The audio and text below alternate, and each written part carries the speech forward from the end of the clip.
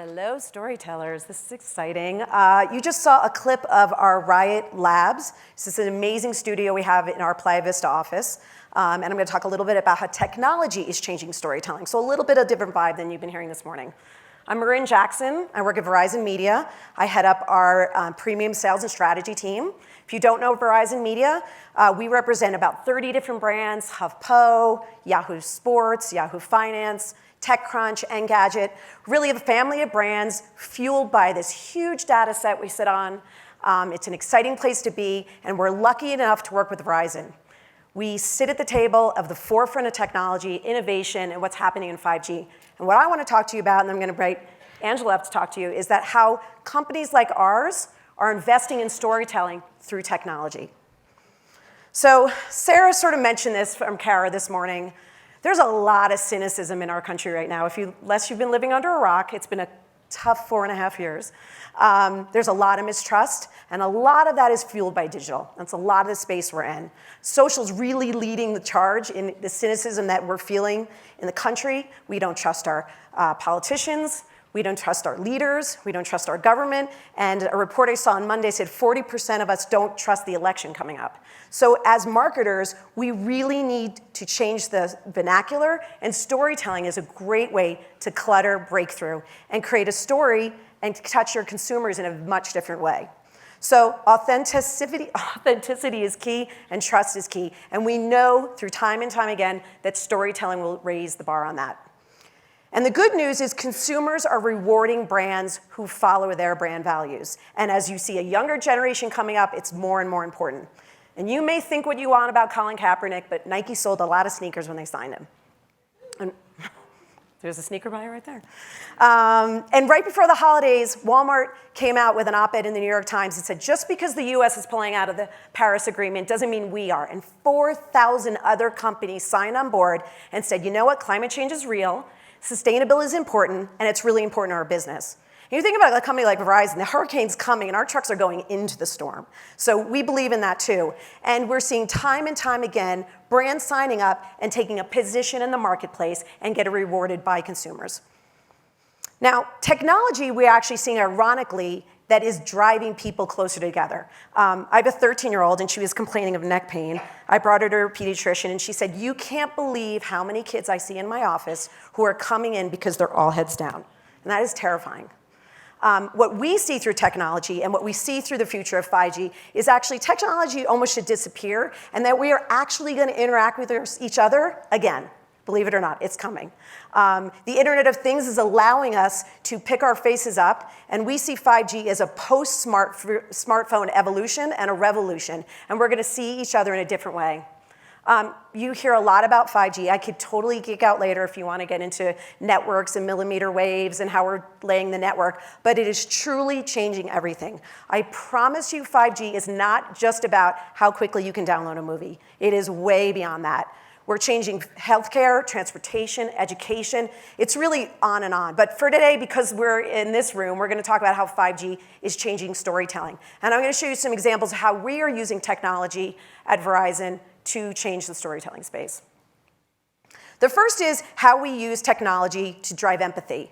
And this is a way you can walk in someone else's shoes, feel what it's like to be on the moon, to be in Mandela's cell at Robben's Island, and we're going to show you some examples of how we're doing that on our publishing side. One example I want to show you is P&G came to us right before Cannes and said, you know, we've made a real commitment to diversity. If you don't know, they had a small feature film called The Talk. And this was the talk that black parents had to have with their kids before they sort of went on into the world and faced bias. And they followed it up with this year with a movie called The Look. And that was like, what does it feel like to be the only black person in an elevator? What does it feel like to be the only black person in a conference room? What does it feel like to only be the only black person in a grocery store? And we wanted to take the challenge through experiential VR to say, what does the value of diversity bring to the creative community? Because we're at Cannes. So we created this experience. When you put on a VR headset, you're watching a music video being produced. And it's all in black and white, and everybody who works on the set is white, the craft services, the camera guy, the actors, and it's really boring. And through the VR headset, every time you blinked, the scene became more and more diverse. So you blink, and people of color start coming out. You blink again, women start coming out. You blink again, costumes start changing. And the idea was that diversity drives creativity. And this was a message P&G really wanted to land. So that's one experience how we're creating empathy. Does anyone know Little Dicky? We like Little Dicky. So Little Dicky created an Earth Day video for the Leonardo DiCaprio Foundation. And what I wanted to point out here was how we're using 5G and mocap. You see Little Dicky swimming through the ocean. And as he's doing that, this animation is happening in real time. So this would have taken in post-production 2-3 years to produce a length video like this. We're doing it in real time. There is no latency. It's all happening. So think about the democracy of production. And if you're worried about how expensive this thing is, 5G actually makes production cheaper and faster. So you think about everyone becomes a storyteller. Heard a lot about today about how much content is coming out. This is really going to be a game changer for creators.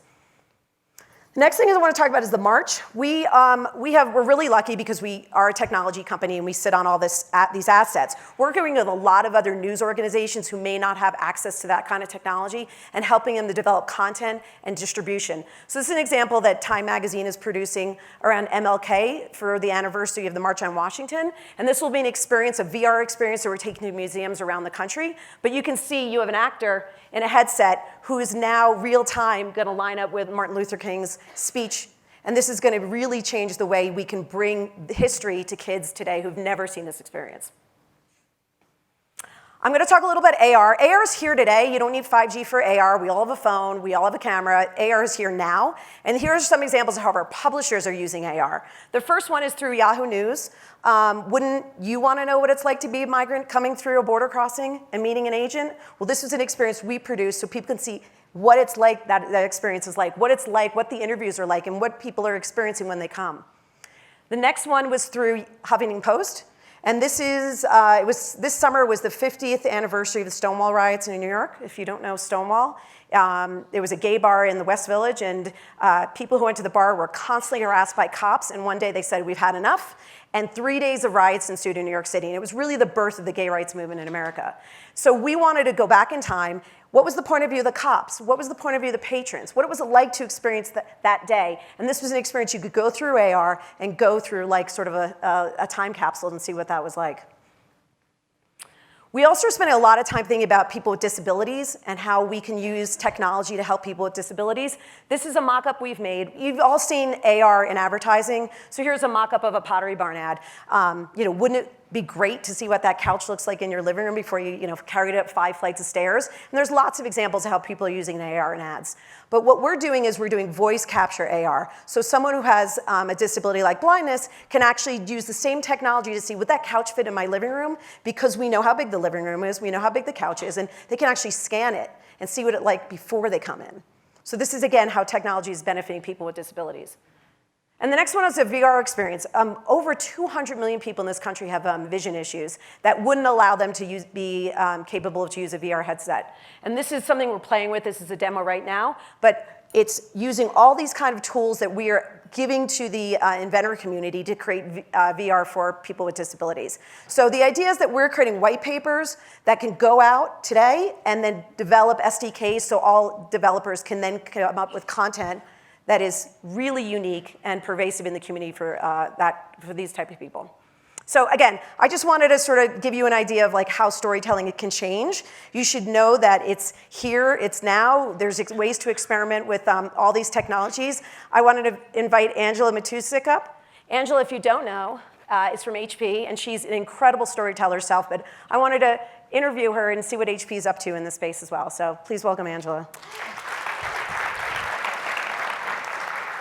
Thank you. Hello. Well, I want to also congratulate you for being in the Brand Storyteller Honor Roll. No. So hopefully there's a big prize in your room somewhere. You guys are my prize, man. I mean, everybody here is so amazing. And thank you for having me on this panel. I've been talking to people in all of our Mingle sessions, and I know there's probably at least 5, 10 other people who are more qualified to be sitting here talking about VR and AR than I am. But I'm a big believer of it. And and I think what's so exciting about what we're talking about is because it's new, there are no experts, man. It is like this is the new frontier of storytelling, and we're all enjoying it and figuring it out together, and the creators are just I say that all the amazing time. I things. say, we've got a playground in Playa Vista that we're just experimenting all the time, and it's early days, but like get in, jump in, and investigate. You have a really interesting career path that got you here today. So would you give everyone a Cliff Notes version of your career? Well, I started my career of 20 years. I worked in media brands, just like the ones that you were talking about. Yep. So, and that really gave me a strong foundation in storytelling and in journalism. And I was lucky enough to be able to dabble in VR a little bit. So I do know the pain and the process and the disconnect that happens when you're trying to tell a 360 film or a VR film, what that challenges can be. And then I moved over to the brand side about 2.5 years ago at HP, where I can take all of my curiosity and creativity and bring it to making stories about technology. And so that's pretty much what I do, is I make stories about how technology is making the world better. And one of the ways that technology is making the world better is through this incredible type of storytelling. Sure. As a consumer, when I think of HP, I think printers and ink. But why is HP investing in this space at all? Well, absolutely, we do believe in print. Printing. One of the reasons why I was so thrilled to work at HP is because I love photography and I love printed medium. I don't think it's going anywhere. I heard somebody you were talking about oh, you're going to remember this thing. You're going to meet the person you fall in love with. You better print their picture. That's how you're going to remember them. But you know that. But we have a lot of other things that we do in addition to printers, and we make incredible machines that fuel creativity, workstations, and we have these incredible tools like VR backpacks and headsets, and a labs department, which is our R&D department, which is constantly making this stuff better.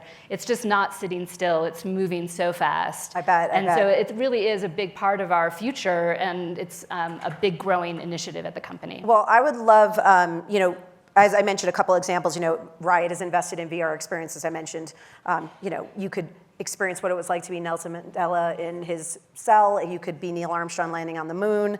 Can you give examples of how HP is using VR to bring experiences to life? I can. So I just want to be sure that everybody knows these aren't brand stories that I'm talking about. These are stories that our brand has supported. So it's very different. The first thing is location-based entertainment, which I'm sure most of you know what this is. If you are here in Sundance and you have the opportunity to go over to the New Frontier section and experience the stuff, you're here at Sundance, this is where you can go and you can really feel the cutting-edge technology that's happening. And location-based entertainment means it's not just something that you can do at your desk. You can't do it at your home. You have to go to this location and walk on this set and feel this experience. So it really is this multi-sensory thing that happens to you. This story that you're seeing here, Hero, is one that we were happy to support with technology. A couple of years ago, it won some awards at film festivals. It's so incredibly moving. It's literally life-changing. It puts you in the shoes of somebody. You're in a war-torn courtyard in Syria. A bomb happens, and you literally have to make a decision about how and when can you help somebody. You're walking through stairs. You're feeling the fire happening around you. You're hearing cries that get closer as you literally are walking towards them. It's incredible. It's pretty powerful. And so it's that type of, that is a very unique thing, but it is becoming more common, and there are more of these places happening all around the country where you can go have these experiences. Well, the other one you did was for breast cancer. Yes, we were really thrilled to partner with this amazing film called The 100% last year. Actually, HP and Intel both helped fund this, and it was supporting Stand Up for Cancer. And it's this incredible story of this woman who's a breast cancer survivor and a ballerina. And you get to literally walk in her shoes. And, and I think you mentioned empathy. It's such an important part of it, but I think the idea of having an experience is what gives you empathy. So the best story, the best trailers today, I mean, I already teared up like 3 times today, but the best stories are ones that make you feel emotions. And if you are engaging your senses with this new technology, you're really going to have a high empathetic. I would completely agree. I mentioned at the top about the sort of growing skepticism that we're feeling and consumers are feeling, and that half of consumers are looking at brands over their government to stand for something. Yeah. I know HP is super committed to sustainability in the environment. How are you using this technology to sort of put that forward? Right. Well, I have to say we have put a lot of energy into how are we becoming a more sustainable company. It's like incredible work that we're doing. I think we recycled like 45 billion bottles last year to make new ink cartridges. We have, like the really cutting edge stuff that we're working on to make sure that we're using as little as possible, creating as little waste as possible. But we also are trying to make sure that we're engaging in these conversations. And so another way to do that is through storytelling and supporting the people who are trying to bring this to life. So this is another example. I don't know if anybody has had a chance to experience this particular film by I think Marshmallow Laser Feast. Sure. Come on, give it up. They're amazing. And this was actually installed at the Saatchi Collection in London. It's part of like a series where you go into a sequoia tree, you become a part of a forest, and it's again multi-sensory. So you don't just see it. But you're like, what's that smell? Is it moss? And you feel a breeze. And the reason you can do this is through the technology. We make these backpacks that you put on, our Z backpacks, that you can walk around. And so it's like you're this little independent moving machine that allows you to do all this stuff. I mean, our friends at Warner Media talked at the top about this sort of like hunt for attention that we're all against, and like how competitive it is in the marketplace and how consumers are bombarded with messages. And if we have this skepticism about ad blocking, I mean, these experiences get you closer to a brand that you would never get through traditional media. And so you should think about that all of your senses being fired on when you create experiences this way, and think about what that moment with Skittles would be like in this way. I saw a statistic that completely supports this, which is like, I think when you read something, you get like a 5% retention, but if you experience something, it goes up to 70%. So that's, and so when you think about changing mindsets, and we want to encourage people, even our employees, to become active citizens. We're all in this together, right? Making the world a better place. There's no better way to do it than through this type of interactive storytelling. We even see it on our ad side of our business, just immersive advertising, like time spent, engagement, metrics, a call, drive to action, like everything's through the skyrocket versus like, the traditional way that we've been thinking about marketing. Okay. I don't want to stand in the way of another cocktail for these people, so I'm going to ask you one more question. Okay. And I'm going to like future ball it, right? Like, what new technologies are you most excited about? The things that people should be thinking, where it's 5-10 years out. Yeah. You, again, being from a technology company, what are you most excited about? Okay. Well, our CTO recently said something to me which kind of terrifies me. He was like, I think in 5 years from now, people will go to movies and everybody will experience a different movie. And I'm like, oh no, I love movies too much. But maybe, but there are these things that they're making, they're so incredible. So they're trying to create these like multi-sensory harmony. So it's like all this stuff that works together. So it's a headset that is so light and adjusts to your eye like so easily and clear. Headphones made to adjust to your ears, the location of your ears, how you hear.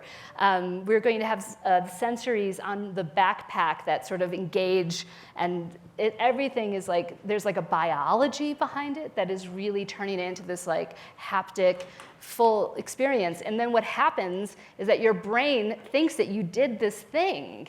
Like we have something called a grabber too, where it's like, when you play a VR game and you press the buttons and you're like, that's pretty awesome. Well, the new thing is going to be a grabber where you can you reach out and you touch something, literally like touch it, and it's not there, but it really feels in your fingers like it's there. It's insane. And then you will remember that. Like your brain will think that you have actually done that thing. It's pretty crazy. So anyway, I just challenge all of you to think about format and storytelling differently, to be inspired by some of the technologies we're talking about. If you've been to CES, like the future is here, it is now, and it's really super cool. And we're very 5G lucky to. and all this Well, stuff I mean, I'll geek out on 5G another day if you really want to know about it. But it's all happening at the same time. yeah, That's so what's I exciting. appreciate your time and congratulations again on your award. And thanks for having us. Thank you, guys.